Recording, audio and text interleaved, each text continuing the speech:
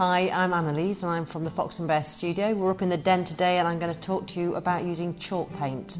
I'm going to explain to you why you would choose chalk paint over other paints for using on your furniture and your accessories. I'm going to explain to you how to use it and how to sand it, to distress it to make it look good, and how we finish it and seal it and protect it. So we're going to start off, I'm going to use a cupboard door today. You can see that this one is quite worn and tired looking. You don't have to prep any furniture with chalk paint. The only reason you would do it is if you've got any sort of loose varnish or chipping bits of paint. Anything else you don't need to worry at all, and you simply just go in with your brush and your paint and start. Chalk paint is very easy to use.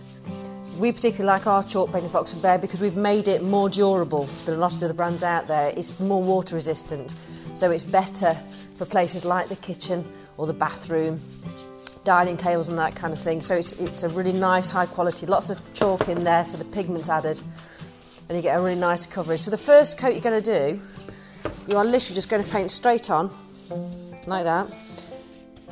And it doesn't matter if you can see the brush marks, it doesn't matter if you leave little gaps, that will all cover up with the second coat. And I'm just going to carry on and paint this door. And it's going to be a bit like watching paint dry.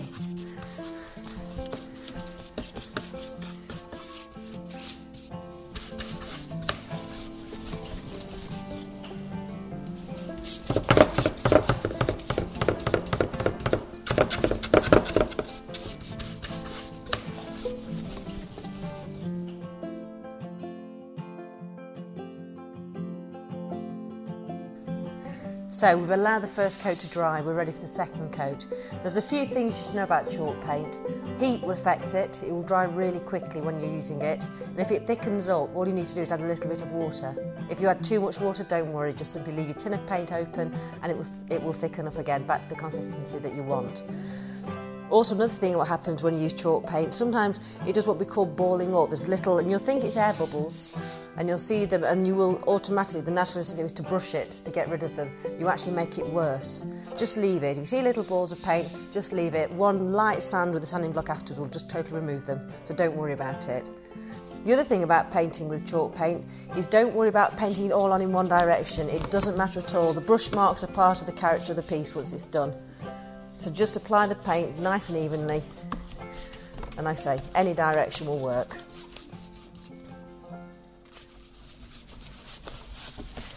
And what you'll see, if I hold that up, is that second coat, which I've done just down here at the bottom, it covers any of the gaps that were missed on the first coat. So don't, like I said to you on the first coat, don't worry if you miss little bits. This will cover it all. It's very forgiving.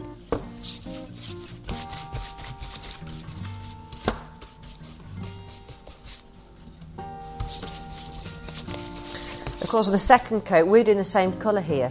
You can actually choose a different colour, so you have a contrasting colour, or you can have something quite similar for a more subtle effect, because then when you sand back, you can actually take it back. Say I paint this blue over the top of this white, you can sand the blue off and you'll get the white showing through, as well as the wood underneath. And you can really play with any effects on that, and it can be quite nice. Particularly if you can't choose which colour to do. One of the advantages of the Fox and Bear paint is we've made it into smaller tins so that you're not left with one large set of paint. If you want to mix and match your colours, it's easier to buy more and be able to use more and have more choice without spending a fortune.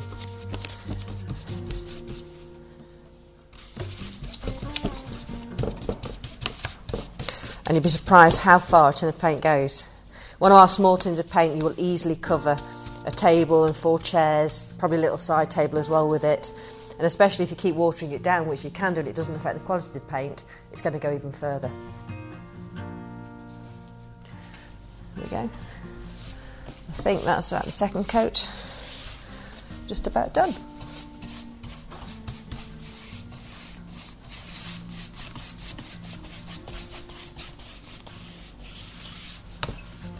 That's it. There we go.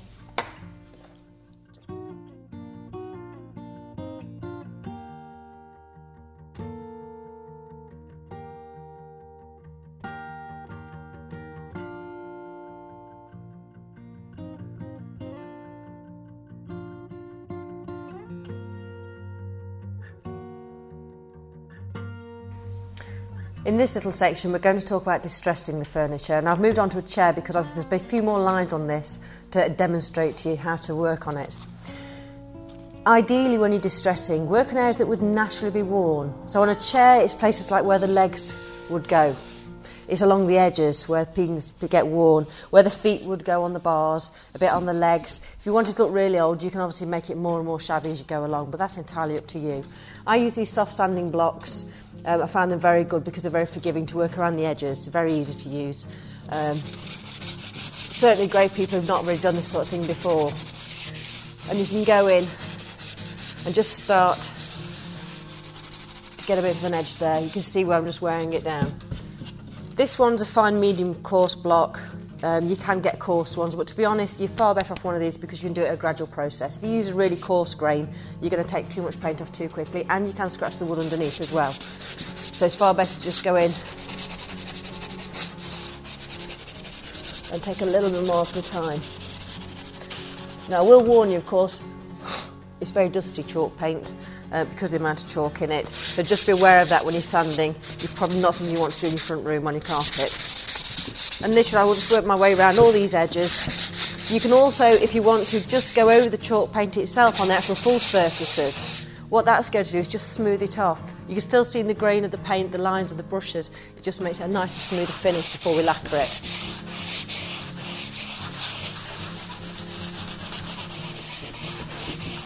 And you'll simply do that all over the chair till you're happy with it. I'm going to blow it again. And that just gives it a lovely smooth finish. So on the back of the chair, you can imagine over time it's going to wear and tear as people move it round. So you're going to catch it on all these edges. Give it a bit of a drop. So, taking off these edges around here like that, and onto the top. These bars, you just give them a little bit of a rub down. You don't necessarily have to take it back to the wood on these ones, but just smooth the paintwork off. Because it's chalk paint, it's actually a really easy surface to work with, so all this sanding is not difficult at all. It is as easy as it looks. So the chair legs, because I've got detail on these, I can actually just catch the paintwork on these. And the trick is, don't make it look too uniform, don't make it all the same on every side because it wouldn't naturally wear like that. So just don't be afraid to be random with it.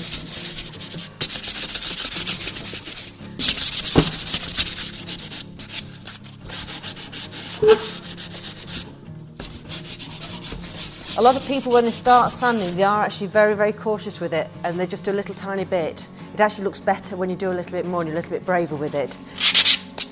And it's one of those things that you really won't know until it's finished. You'll keep doing it. Don't overdo it. If you're not sure, stop, walk away and come back to it. And at the end of the day, if you really don't like what you've done, you simply paint it again. So there's no really going wrong.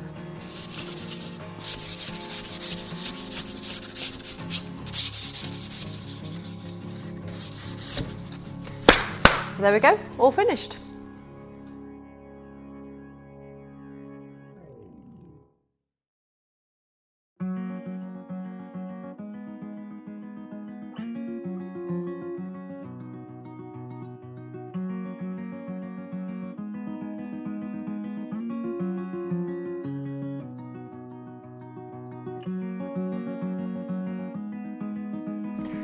Now, to follow on from the distressing of the furniture or the accessories, whatever you're doing, we're going to use the lacquer just to seal the furniture, to make it more waterproof and more water resistant rather.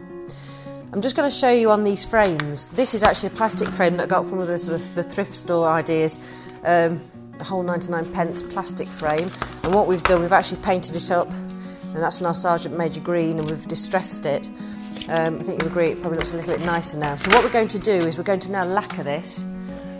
I've just condensed a little bit into a cup, and it's just a very light fluid that we're just going to brush on like that. And this is all there is to it. There's no rubbing and buffing it off like there is with wax, and it gives you a really nice matte finish. It's not high shine, and because of what it's made from, it won't yellow in time like a varnish would do, so you can cover everything and not worry too much about the colour changing.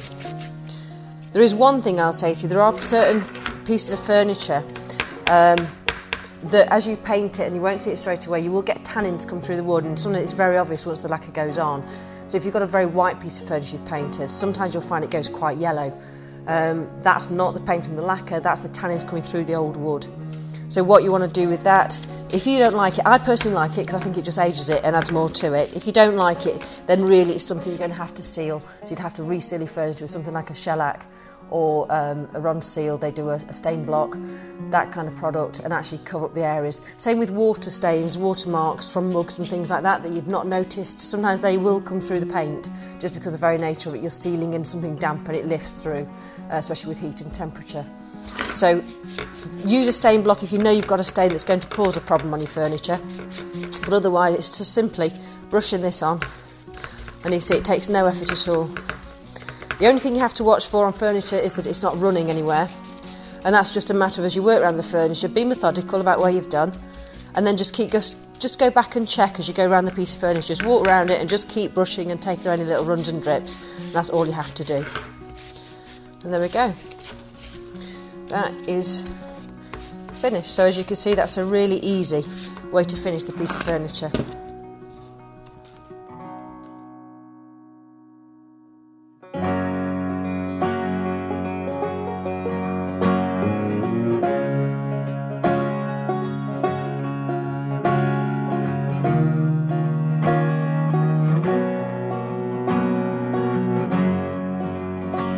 Thanks for watching this tutorial. There will be more to follow. You can find them at www.foxandbearstudio.co.uk, or you can follow the link below. Thank you.